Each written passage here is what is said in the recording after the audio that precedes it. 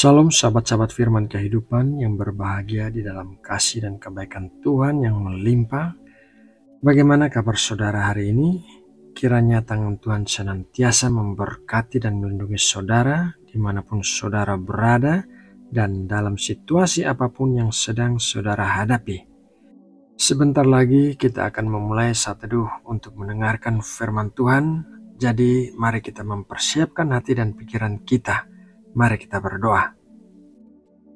Bapa yang penuh kasih, Allah yang maha mulia, Allah yang kami kasih dengan sepenuh hati kami, hari ini kembali kami datang kepadamu dalam kerinduan untuk bertemu denganmu dan menikmati persekutuan yang indah bersamamu. Biarkanlah kami mendengar suaramu yang mengajari kami seperti Bapa mengajari anak-anaknya. Berikanlah kami hati yang bisa mengerti, dan beri kami kekuatan untuk bisa melakukan kehendak-Mu. Terima kasih ya Bapa, di dalam nama Tuhan Yesus Kristus kami memulai saat teduh ini. Amin. Sahabat firman kehidupan yang terkasih, beberapa waktu lalu negeri kita dihebohkan dengan tagar kabur aja dulu. Tagar tersebut adalah sebuah fenomena di media sosial yang mencerminkan rasa frustasi dan kekecewaan sebagian masyarakat, terutama generasi muda di Indonesia, terhadap berbagai isu di dalam negeri. Tagar ini bukanlah ajakan harfiah untuk melarikan diri dari masalah, melainkan sebuah bentuk kritik dan sindiran yang diwujudkan dalam narasi untuk mencari kehidupan yang lebih baik di luar negeri. Memang betul bahwa terdapat banyak kekecewaan dan hal-hal yang di luar pengharapan kita dalam kehidupan ini, dan pergi meninggalkan tempat yang dianggap bermasalah adalah sebuah tindakan yang dilakukan oleh sebagian orang. Dalam renungan firman Tuhan hari ini, kita akan belajar dari kehidupan Ishak anak Abraham mengenai kehidupannya yang diberkati meskipun sedang berada di tempat di mana sedang terjadi krisis. Kisah ini terdapat dalam kitab Kejadian 26. Mari kita mulai dengan membaca Kejadian 26 ayat 1. Maka timbullah kelaparan di negeri itu. Ini bukan kelaparan yang pertama yang telah terjadi dalam zaman Abraham. Sebab itu Ishak pergi ke Gerar kepada Abimelek, raja orang Filistin. Gerar adalah kota yang menandai ujung selatan wilayah Kanaan dan merupakan bagian dari wilayah Kanaan. Pada zaman Abraham pernah terjadi kelaparan di tanah Kanaan, begitu juga di zaman Ishak. Jadi Ishak memutuskan untuk pergi ke Gerar dan selanjutnya ke Mesir untuk menghindari wabah kelaparan itu. Akan tetapi inilah yang dikatakan Tuhan kepada Ishak. Kejadian 26 ayat 2-6. Lalu Tuhan menampakkan diri kepadanya serta berfirman, "Janganlah pergi ke Mesir, diamlah di negeri yang akan kukatakan kepadamu. Tinggallah di negeri ini sebagai orang asing, maka aku akan menyertai engkau dan memberkati engkau, sebab kepadamulah dan kepada keturunanmu akan kuberikan seluruh negeri ini, dan aku akan menepati sumpah yang telah kuikrarkan kepada Abraham ayahmu. Aku akan membuat banyak keturunanmu seperti bintang di langit.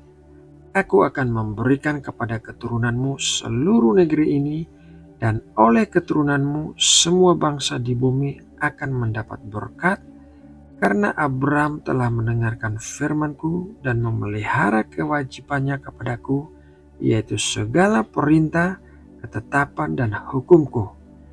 Jadi tinggallah Ishak di Gerar." Tuhan menyuruh Ishak tetap tinggal di tempat di mana wabah kelaparan sedang terjadi, yaitu Gerar di tanah Kanaan.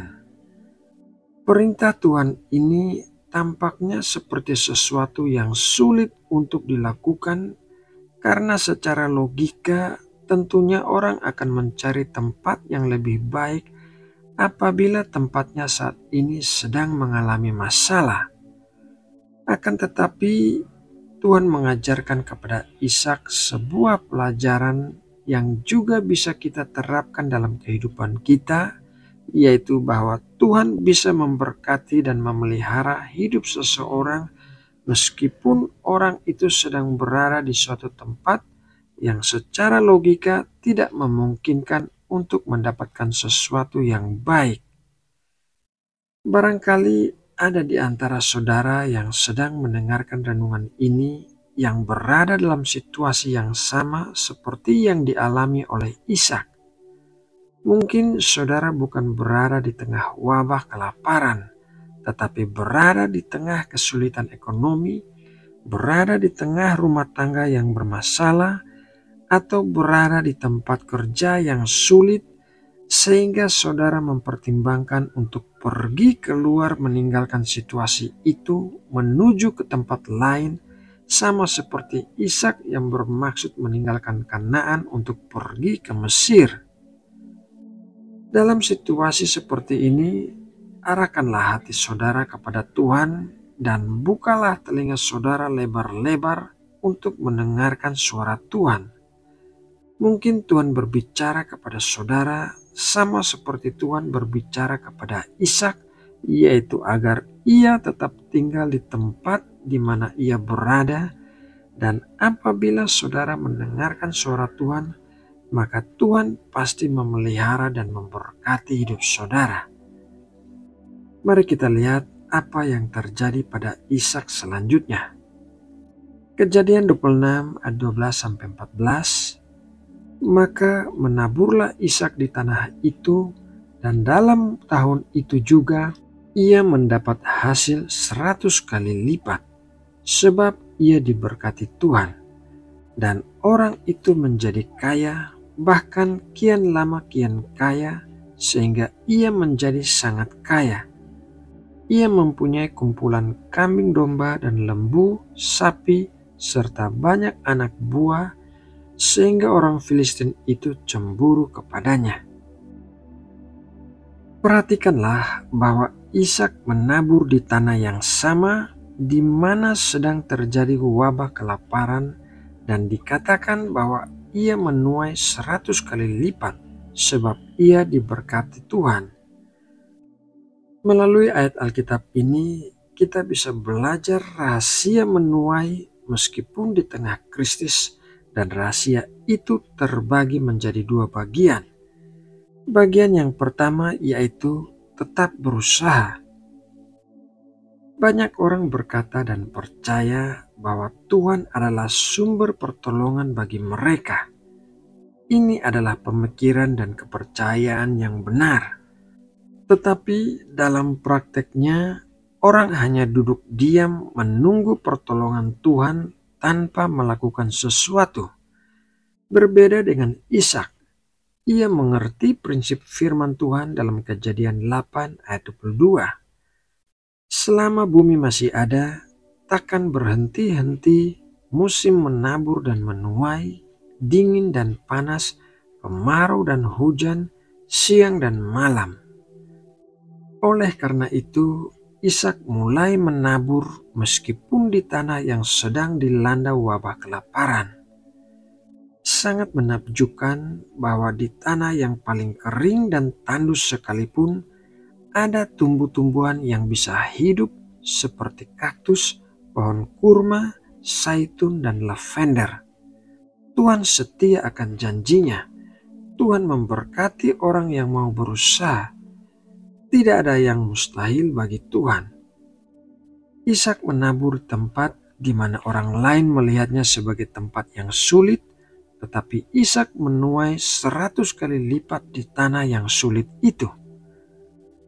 Bagian yang kedua yaitu diberkati Tuhan. Di dalam Amsal 10 ayat 22 dikatakan, berkat Tuhanlah yang menjadikan kaya, susah payah tidak akan menambahinya. Banyak orang berusaha mati-matian tetapi tidak menghasilkan apapun. Sebaliknya, orang yang diberkati Tuhan pasti menghasilkan sesuatu, bahkan hasil yang luar biasa, karena saat Tuhan memberkati, maka berkat itu diberikan secara melimpah. Rahasia keberhasilan Ishak melibatkan hal yang natural dan supranatural. Hal yang natural yaitu ia tetap berusaha melakukan apa yang ia bisa, sedangkan hal yang supranatural yaitu Tuhan memberkati apa yang dilakukannya itu. Sahabat firman kehidupan yang dikasihi Allah, kedua hal ini yang natural dan supranatural merupakan hal yang wajib ada apabila kita ingin menjalani kehidupan yang diberkati di tengah situasi yang sulit. Tempat di mana kita berada tidaklah membatasi kuasa Tuhan. Ia bisa memberkati kita dimanapun kita berada, tempat yang sulit maupun tempat yang mudah, asalkan kita berada di tempat yang sesuai dengan kehendak Tuhan. Sama seperti Ishak menuai 100 kali lipat di tengah wabah kelaparan, demikian juga kita bisa menuai berkat-berkat Tuhan apabila kita mengikuti perintah Tuhan dengan taat dan melakukan bagian kita. Nah sahabatku, demikianlah renungan firman Tuhan hari ini. Semoga renungan ini dapat menjadi berkat yang menguatkan iman kita semua. Mari kita berdoa menutup saat teduh kita. Bapa Surgawi, Allah yang kami sembah dan kami muliakan melalui Tuhan Yesus Kristus, kami mengucap syukur atas berkat firman-Mu hari ini. Ajarilah kami untuk memegang teguh iman kami kepadamu dalam situasi yang sesulit apapun. Berikanlah kami hikmat untuk bisa membedakan kehendak-Mu dan tidak lari dari tempat di mana Engkau ingin kami berada. Berikanlah kami kekuatan untuk menghadapi situasi apapun dengan pengharapan akan pertolongan dan penyertaan-Mu. Tuntunlah kami untuk melakukan bagian kami agar berkat-berkat-Mu turun atas kami. Terima kasih ya Bapa atas kasih dan kebaikan-Mu yang melimpah di sepanjang hidup kami. Di dalam nama Tuhan Yesus Kristus, kami sudah berdoa dan mengucap syukur. Amin.